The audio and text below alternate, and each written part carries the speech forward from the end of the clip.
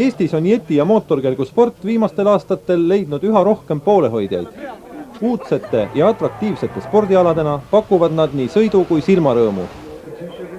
Kes talvel mootorkelkude vastu huvi tunneb, see ei jää ükskõikseks ka jettide suhtes. Kuna need kaks spordiala sobivalt teineteist täiendavad ja huviliste ring suures osas ka kattub, siis ühendab Eesti Jeti- ja Mootorkelgu Liit tänaseks endas valdava osa mõlema spordiala harrastajatest üle kogu Eesti. Algusaastate tormiline areng on liikunud kindlalt organiseerumise suunas.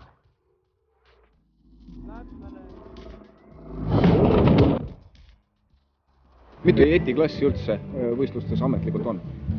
See on rahvusvahelistele määrustele vastavalt kõige väiksem klass ehk siis püsti sõidetavad jetid ehk skiiklass. Siis järgnevad sellised kummalised ristad, mida nimetatakse sportklassi jettideks, kus sõidetakse küll istudes, aga samas on nad ka suhteliselt kitsad ja kipakad, nii et kahekesi eriti peale ei saa, läheb kergesti ümber, seisma jääda nagu ei saa õieti. See on sportklass. Siis on kolmas klass ja neljas klass ongi runabout jetid ehk suure kubatuurilised ja need jagunevad kaheks. 785 kuupi maksimum ja siis on 1200-sed ja no kõik need finalistid, kes nüüd kohe-kohe hakkavad sõitma nendes niinimetatud rajasõidus inglise keeles closed course ehk kinnine rada, kus sõidetakse seal vastavalt siis kuidas kohtunik otsustab kuni 10 ringi. See on selline sündmus, et 10 looma on korraga stardiliinil ja need 10 looma rebivad seda 10 ringi ja mööda saada on väga raske.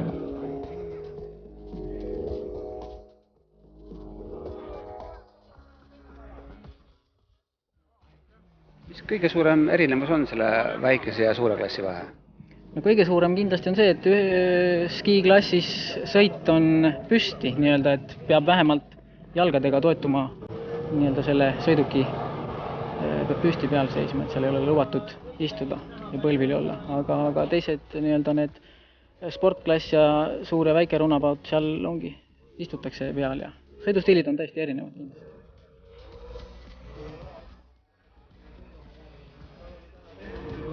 Erinev teistest on Jaan Lajali sõidustiil.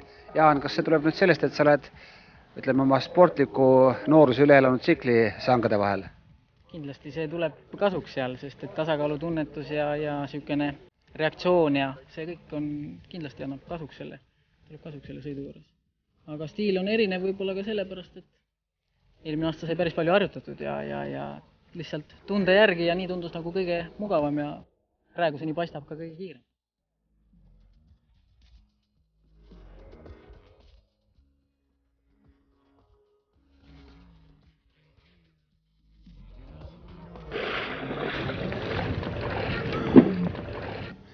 No nii, suurte klassi teine sõit on lõppenud ja Paap tundub, et see läks juba sinu stsenaariumi järgi. Jah, nüüd mul õnnestus ääri-veeri hoida juhtpositsiooni, kuigi stardisirge lõpus oli Margus Keskküla mul tegelikult juba kõrval, nii et väga napilt ja sellel rajal nende võimaste aparaatidega on väga raske teha möödasõitu. Et stardisirge maksab väga palju ja siis rajal on niisugune osa, kus rada läheb kaheks just selleks, et pakkuda möödasõidu võimalust, et siis võivad võistlejad valida eri harusid. Aga mul õnnestus hoida ikka lõpuni, raske oli. No seda on näha, et raske oli, et kergelt ei tule siin ükski asi. Põlved löövad lausa tuld. Aga esimene sõit läks mul muidugi aia taha, nagu teada. Panin esimesel ringil suure urraga minema ja olin ees, liiga uljaks läksin ja jätsin ühe märgi vahele. Sellega teatavasti läheb kohe üks ring maha, ehk teiste sõnadega. Ma olin ainult nendest eespool, kellele ma ringiga pähe tegin. Ma tahtsin just küsida, et kevad esimene sõit, et ilmselt on vaja kooliraha maksta. Loomulikult, esimesed sõidud on kõigile selline üllatus. ja eks edasi läheb paremaks, nii et seal Jeti festivalil ma usun, et on siin hoopis teine vorm juba.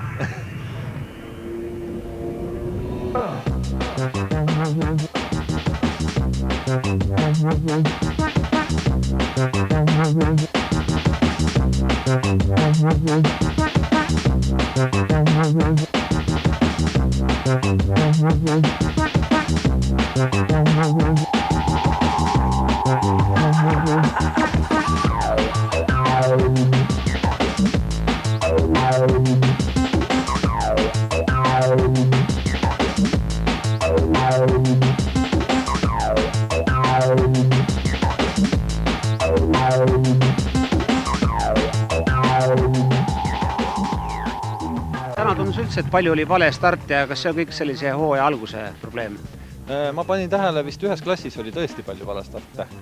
Aga tead, see oleneb väga palju sellest, mis kontingent antud stardis esineb. Aga meil on edusammud juba suured. Meil on olnud varem probleeme näiteks sellega, et vale starti ja ei taha näiteks tunnistada, et ta tegi vale stardi ja siis läheb vaidlema kohtunikuga. See etapp on juba ületatud, et kohtuniku staatus on nagu kinnitatud ja kohtunikuga ei vaielda ja me seda distsipliini, võistlusdistsipliini ka vaikselt üritame parandada ja jõuda lõpuks siis nende täiesti siis niisuguste rahvusvaheliste standarditeni ka selles suhtes, mis puudutab võistluskultuuri ja spordieetikat ja kõiki nii edasi. No teil vale stardi karistus on tegelikult päris karm, et aga seda ei soovitagi võistlusolukorras ju üldse proovida. Näed, see on selline, see on tore. See on niisugune asi, mida keegi endale tõenäoliselt ei taha. See on nii, et võti on käe peal. Võti on käe peal ja võtit siia alla panna ei tohi. Ja see mootor seisab. Käsi on kiivri peal, vasak käsi. Ja nüüd, kui stardisignaal oli ära, tähendab see kumm, mis ees on, see lendab eest laiali vastavate signaalide peale. Peale seda tohib panna alles võtme siia ja vajutada starterit ja ära sõita. Et see tegelikult on tohutu suur kadu, nii et küllaltki õpetlik ja väga stimuleeriv. Et see, kes on kord selle teinud, see pärast enam ei taha.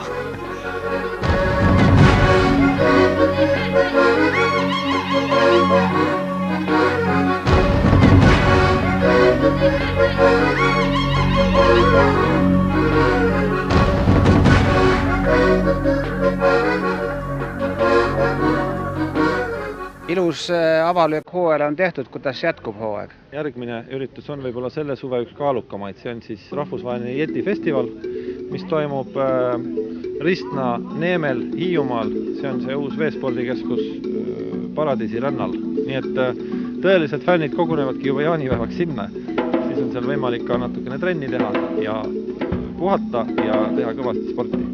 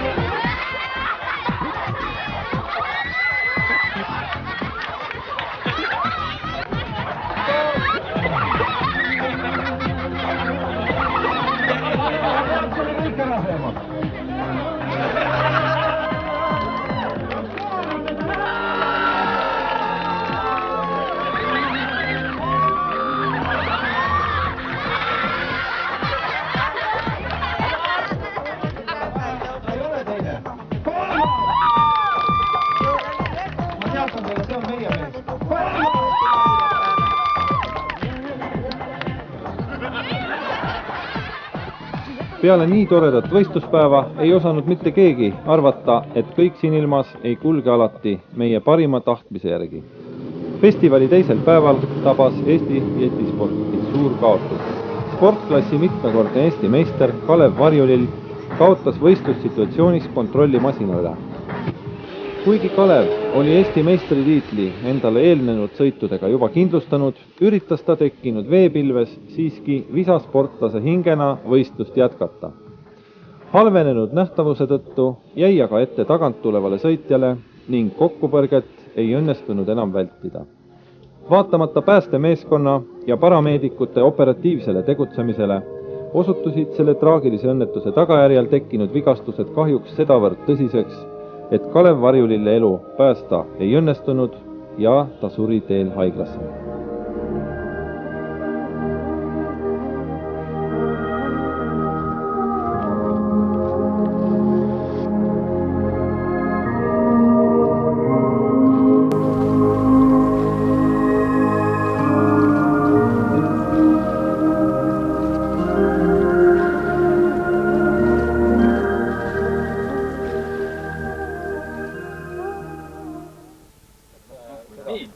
Järgmised on otse tõmmata nüüd siit välja, siis on roheline ja punane. Noko ja Skiidu lippude vaheline joon.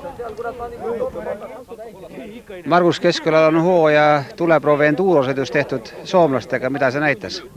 No see näitas lihtsalt seda, et kas on füüsiliseks valmis või ei ole, aga tuli välja, et päris valmis.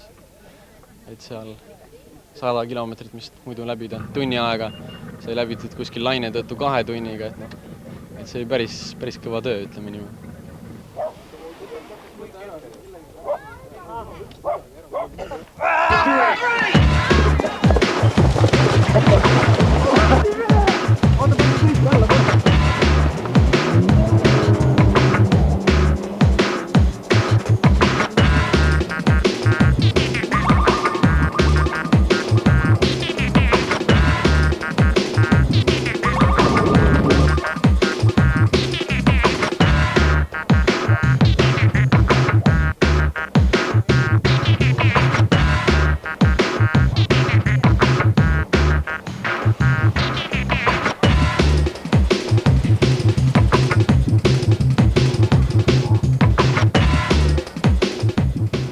Räägi veidi sellest endurost, kas seda võib piltlikult võrrelda ka vee peal orienteerumisega? Mingil määral orienteerumine küll, sest et poide vahed olid nii suured, et seal ütleme poole distantsi peal veel ei näinud, kus on järgmised poid, et eksimine oli nii suur kogu aeg, et seal sai pidevalt valesti orienteerutud ka.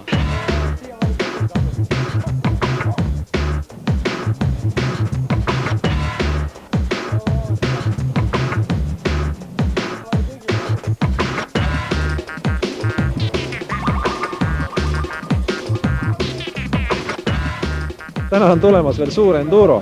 See nõuab juba jetisõitjatelt muidugi selliseid oskusi, kus sa pead valitsema jeti mitte ainult selleks, et kihutada või keerata. Sa pead oskama sõita ligi takistusele, sa pead oskama läheneda õigelt poolt, loogiliselt võib-olla allatuuleküljest, eks ole.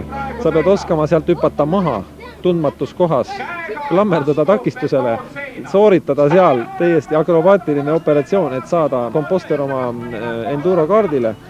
Ja pead suutma selle jeti jätta niimoodi, et see jett oleks sul pärast kätte saadav ja sa ei pea pool kilomeetrit ujuma. See on kõik nii peenike värk, et ja ausalt öelda võib-olla kõige rohkem ka põnevust tekitab võib-olla osavõtjate seas. Publikutele kahjuks see kõik ei jää nähtavaks, sest see toimub suurelt osalt merel ja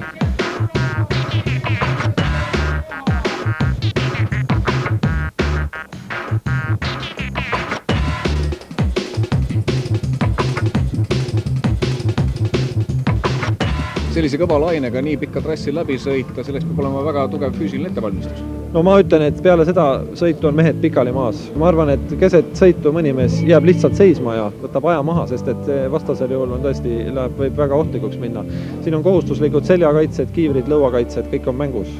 Kui kiiresti see riistapuu üldse Sileda mere peal edasi läheb või tänasel tormisel on suur vahe? Läheb kõvasti. Sileda mere peal eelmise aasta rekord oli minul isiklikult näiteks 117, mis lõi digitaalspidomeetri peale, aga nüüd nende suure kubatuurilistega muidugi on seal veel reservi.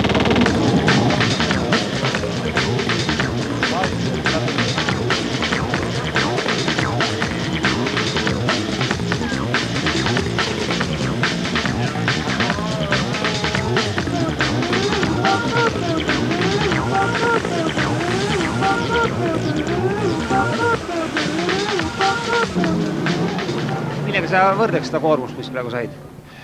See on veesport, jetisõit, mootorkelk ei ole ka kaugel siit. Igasugune veesport on väga niisugune üldfüüsilist arendav. Kaalvesport, ka surfamine. Aga see on niisugune konkreetne ja terav koormus. Siin muidugi on krossimeestel omad eelised, kes on nagu stabiilselt harjunud selliste koormustega.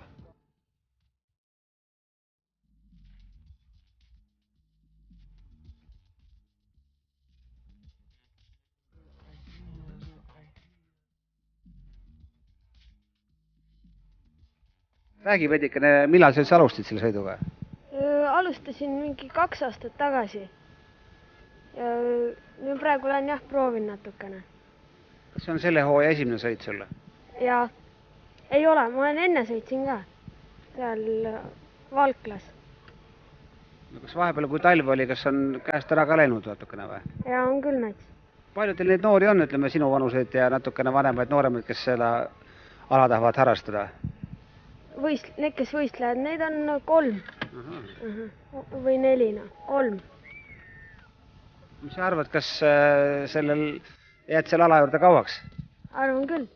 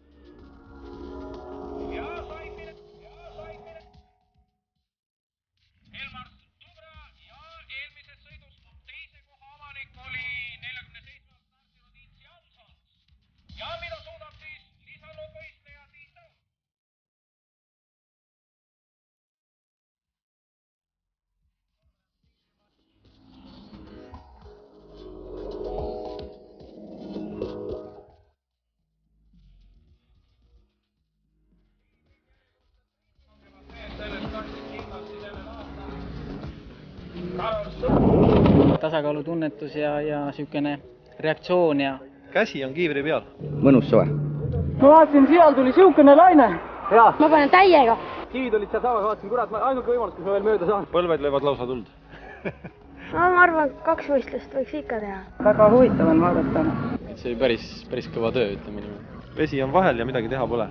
0,8 sekundiga võtsid. Teise õnnetus on teise mehe õnn ja... Väga napilt. Kohta ma olen nüüd trügima jetiga siin. Siis panin õudse pöörde seal. Öeldakse, et tuletorni juures. Terve kallas on kivisid täis. Vabandust. Ma soovin teile ilusat sportlikku nädalavahetust ja kuulutan selle festivali avatuks.